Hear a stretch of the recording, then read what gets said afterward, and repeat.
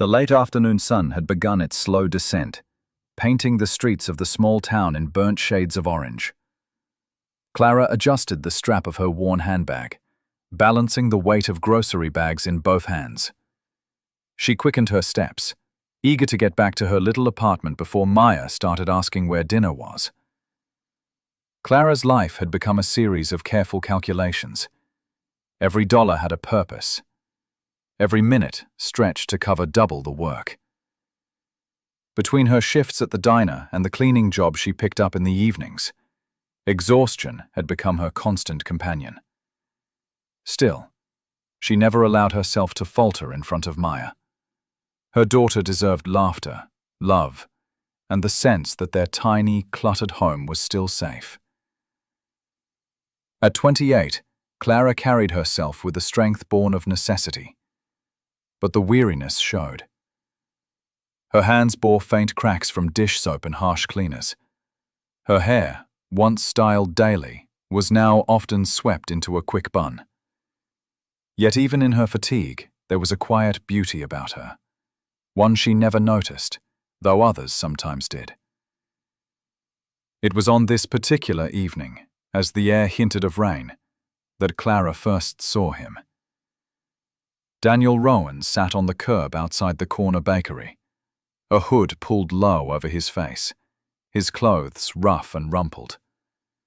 To the world, he was just another homeless man, shoulders hunched, hands tucked into his pockets as though bracing against a cold only he could feel. His beard was several days untrimmed, his shoes worn nearly to the sole. In truth, Daniel was neither destitute nor desperate. Only a handful of people knew that the man sitting in the shadows was in fact Daniel Rowan, billionaire tech mogul and founder of one of the most successful companies in the country. But Daniel had grown tired of endless meetings, sycophants, and the shallow flattery of those who only valued him for his wealth. For months he had disappeared from the glare of the corporate world, moving through cities and small towns dressed in anonymity. He longed for something real, someone who could see him not as a billionaire, but simply as a man. And so he sat there, silently, watching the stream of people pass by. Daniel blinked, startled. Few people stopped, and even fewer spoke with gentleness. He nodded once, almost cautiously, as though afraid to hope. I could be, he replied, his voice deep but quiet. Clara opened one of her bags, pulled out a wrapped sandwich she'd picked up for Maya's snack, and held it out. It's not much, but here. Before Daniel could respond, a small hand tugged at Clara's sleeve. Mommy, why is he sitting in the rain? Maya's wide brown eyes peered up at Daniel with innocent curiosity. Her pigtails bounced as she tilted her head. Clara crouched, brushing her daughter's cheek. He just doesn't have a place to stay, sweetheart. Maya's gaze didn't waver. Instead, she smiled at Daniel with the kind of unfiltered kindness only children possess. Hi, my name's Maya. You don't look scary. You look nice. Daniel's throat tightened unexpectedly. It had been years since anyone, especially a child, had spoken to him so openly without suspicion or expectation. He found himself smiling back, a small, hesitant curve of his lips. Hello, Maya, he said softly. The late afternoon sun dipped low in the sky, spilling warm shades of amber and orange across the quiet streets of the small town. Clara shifted the strap of her worn handbag higher onto her shoulder, her fingers tightening around two grocery bags that weighed heavily in her hands. She quickened her pace, eager to make it back to the modest apartment before Maya began asking when dinner would be ready. Clara's days were carved into routines of sacrifice and endurance. Every paycheck had to stretch, every bill carefully considered, every moment counted. Between her morning shifts at the diner and the evening hours spent scrubbing offices after closing time, Exhaustion had become a constant shadow. Yet Clara never let her daughter see that. For Maya, she always found a smile, a joke, a story at bedtime. The girl deserved laughter, love, and a sense of home, even if their little apartment's walls were thin and the cupboards sometimes bare. At 28, Clara carried herself with the resilience of someone who had learned to push forward no matter what. Her hands bore tiny cracks from dish soap and bleach. Her shoes were worn thin, her dark hair often pulled into a quick bun rather than styled. But there was still a quiet beauty about her, one she overlooked in the mirror, but that others sometimes noticed. That evening, as the clouds thickened with the promise of rain, Clara's eyes fell upon a man sitting outside the corner bakery. He looked worn down, his hood pulled low, his clothes shabby and torn at the seams. His posture spoke of fatigue. Shoulders slumped, hands shoved deep into his pockets, as though he carried a weight too heavy to share. His name was Daniel Rowan, though no one in town knew it. To the world he was a figure of power and wealth, the billionaire mind behind Rowan Industries, a tech empire that had shaped an entire generation. But Daniel had vanished from that world. For months he had walked the streets of cities and small towns like this one, his wealth hidden beneath threadbare clothes. He was weary of the corporate life, of the endless meetings, the shallow flattery, the constant chase for more. What he wanted now was something real, someone who might look at him and see only a man, not a name, not a fortune. And so he sat in silence, watching the stream of strangers pass him by without a glance. Then Clara came into view. Their eyes met for only a moment, but it was enough. Most people hurried past, unwilling to acknowledge a man who looked homeless. But Clara's steps slowed. She saw something in his gaze that made her pause, not just need, but loneliness, the kind that gnaws at the edges of the soul. She set her grocery bags down with a sigh, scolding herself for being soft-hearted. "Are you hungry?" she asked, her voice steady but gentle. Daniel blinked, surprised. Few stopped for him, fewer still spoke kindly. I could be," he said, his deep voice edged with hesitation, as if unused to receiving kindness. Clara reached into one of her bags and pulled out a sandwich wrapped in paper. It had been meant as an extra for Maya, but she offered it anyway. "Here. It's not much, but it'll help." Before Daniel could reply, a small hand tugged at Clara's sleeve. Maya's wide brown eyes looked up at him with open curiosity. Her pigtails bounced as she tilted her head. "Mommy, why is he sitting in the rain?" Clara crouched beside her daughter, brushing her cheek gently. "He doesn't have a place to stay, sweetheart." Maya studied Daniel for a long moment before her lips curved into a bright smile. "Hi, my name's Maya. You don't look scary. You look nice." The word struck him harder than he expected. For years, people had spoken to him with motives hidden behind polite tones, deals, partnerships, opportunities. But this little girl's honesty pierced straight through. Something in Daniel's chest softened. He found himself smiling back, slow and uncertain, but real. "Hello, Maya," he said quietly.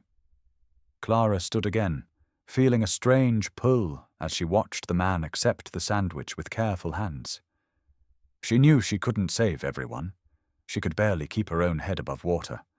But something about him, something in those tired, grey-blue eyes, told her his story was more than it seemed. She didn't yet know that the man sitting before her was one of the wealthiest men in the country, hiding from the world in search of truth. And Daniel didn't yet know that in offering him a simple sandwich, Clara and Maya had just cracked open the door to something he hadn't felt in a long time. Hope. The drizzle began as a whisper against the pavement, soft drops gathering on the awning of the bakery. Clara shifted her grocery bags, glancing at the sky. "We should get going before it pours." she murmured to Maya, but her eyes flicked once more to the man on the curb. Daniel lowered his gaze, grateful for the sandwich, but unwilling to burden her further. He was used to being dismissed, to fading into the background. But then Clara surprised him again. "There's a bus stop shelter down the street," she said, hesitant but firm. "At least sit there until the rain passes." It was such a small kindness, yet it landed like a stone in Daniel's chest. People rarely noticed him, let alone offered advice meant to protect him.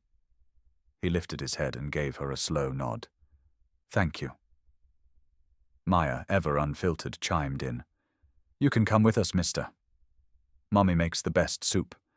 It's not fancy, but it's yummy." She grinned, swinging her small hand in Clara's direction. Clara's cheeks warmed. "Maya," she whispered, both embarrassed and protective. Inviting a stranger home wasn't safe, and yet, looking at him, Clara felt no fear, only curiosity. He didn't radiate danger. He radiated sorrow. Daniel's lips twitched into the faintest smile. "That's very kind of you, Maya. But your soup is far too special for me." They parted ways that evening, but the moment lingered. For Daniel, it was the sound of Maya's laughter echoing in his mind long after he settled under the bus shelter. For Clara, it was the image of those piercing grey-blue eyes, filled with a depth she couldn't quite explain. The next evening, after her shift at the diner, Clara passed by the bakery again. She hadn't planned to look, but her steps slowed anyway. And there he was, sitting in the same spot, though this time with an umbrella propped beside him, clearly offered by someone else. His gaze lifted when he noticed her, and for a fleeting second it almost felt like he had been waiting. "Back again?" she asked lightly. "Seems I'm predictable," Daniel replied, his voice dry but tinged with amusement. Maya peeked out from behind Clara, holding a paper bag. She stepped forward and thrust it into his hands. "We saved you a cookie." "Mommy said you shouldn't always eat sandwiches." Daniel blinked at the bag as though it were made of gold. Slowly, carefully, he accepted it. "Then I guess I owe you both." "You don't owe us anything," Clara said softly. But she was wrong. Daniel felt he owed them everything. In a world where his name once commanded respect and fear, here he was, simply a man being seen. And that, to him, was priceless. Days turned into weeks, and the chance meetings became less chance and more habit. Daniel learned that Clara laughed easily when Maya made up silly songs. He learned she hummed when she cooked, and that she hid her tiredness behind humor. Clara, in turn, learned that Daniel spoke little of his past, but listened intently, as though every word mattered. It was Maya, of course, who bridged the distance fully. She insisted Daniel join them for walks, for games in the park, even for dinner one rainy evening when Clara finally relented. That night, over a steaming pot of simple vegetable soup, Daniel felt something he hadn't felt in years. A home. And as Clara cleared the dishes, catching him watching Maya with quiet wonder, she realized she had let a stranger into her life. Yet somehow he didn't feel like a stranger at all. What Clara didn't know, what she couldn't yet imagine, was that this man who sat at her humble table was far more than he appeared.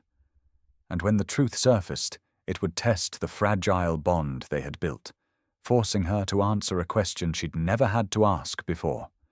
Could love see past the mask of wealth, or would reality tear them apart? Weeks blended into months, and what began as chance meetings outside the bakery grew into quiet rituals. Daniel would walk Clara and Maya home in the evenings, sometimes carrying her grocery bags, sometimes just listening as Maya chattered endlessly about school and silly songs she made up. Clara often reminded herself that she didn't know this man's past, but every time she looked at Maya's unshaken trust in him and the gentleness in his eyes, her caution softened. Daniel, for his part, felt his carefully built walls crumbling. Clara treated him like a person, not a burden, not a name, not a fortune. Around her he could breathe, and Maya, innocent, joyful Maya, reminded him of a childhood simplicity he had long forgotten. But secrets weigh heavy. There were moments when Daniel almost confessed who he really was, but fear always silenced him. Would Clara still look at him with that same quiet kindness if she knew he was Daniel Rowan, billionaire tech mogul, hiding from the world? Or would she see him as everyone else did? An opportunity, a ticket out of struggle? The truth, however, could not stay hidden forever. One evening, Clara turned on the television after a long shift. And there he was, clean-shaven, dressed in a sharp suit, speaking at a press conference she hadn't even known was happening. His face was the same grey-blue eyes that had shared soup at her kitchen table. The name scrolled across the screen, Daniel Rowan. The room seemed to tilt.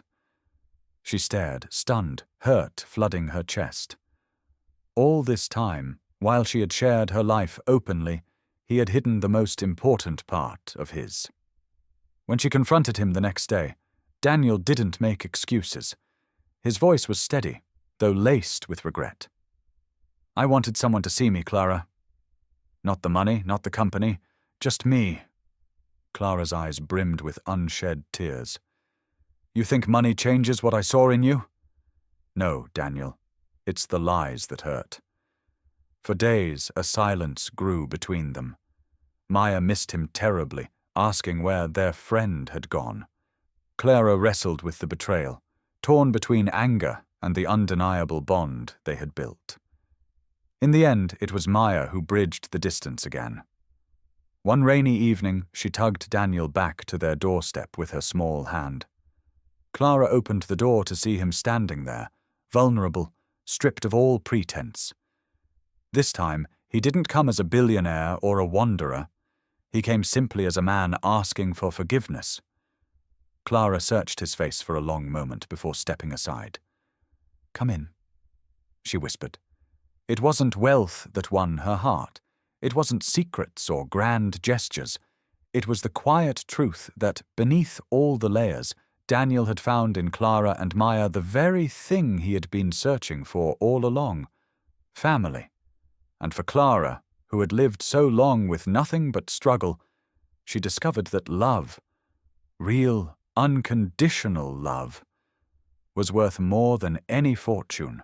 5 years later, the little apartment where Clara once struggled to stretch every paycheck was only a memory. Life had changed, not because of the wealth that came with Daniel's name, but because of the choices they made together. Clara still worked part-time at the diner, not out of necessity, but because she loved the rhythm of it, the conversations with regulars, the sense of purpose it gave her. Daniel never tried to take that away. Instead, he quietly supported her dreams, helping her open a small bookstore in town, a place where Maya loved to sit after school, curled up with her favorite fairy tales. Maya, now 10, had blossomed into a bright, spirited girl who still had the same unfiltered kindness that once disarmed a man hiding from himself. She often introduced Daniel as "my dad," without hesitation, as though he had always been there. Their home was warm, filled with the scent of Clara's cooking and the sound of laughter that spilled into every corner. Daniel still carried the weight of his empire, but he no longer carried it alone. Clara kept him grounded, reminding him of the man he had been on that rainy evening outside the bakery, the man who just needed to be seen. On their wedding day, Clara walked down the aisle in a simple white dress. Nothing extravagant, nothing borrowed from wealth.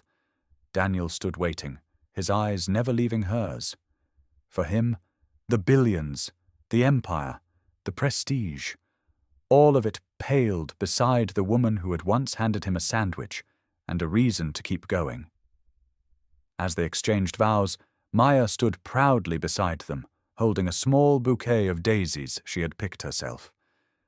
And in that moment, under the soft glow of golden light, Clara realized that love had given her far more than she had ever dared to dream. Not wealth, not luxury, but a partner, a family, and a future built on trust, forgiveness, and the simple, extraordinary gift of being truly seen.